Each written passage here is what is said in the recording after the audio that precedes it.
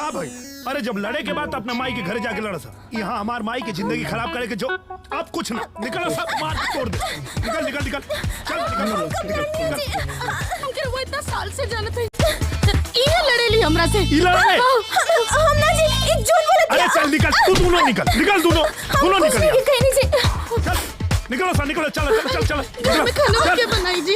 अरे हम उपवास रहे, अब खाना की जरूरत ना। चल चल निकलो सा।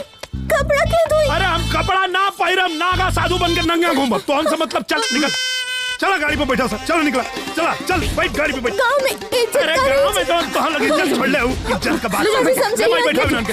बाजी नहीं उबिया के धड़न पड़ लो। नहीं जा अम्मा जा बैठा भाई अम्मा जी। हां जाओ जाओ जी। सुनी ना हमारी बात सुनी। चुपचाप बैठ, चल बैठ।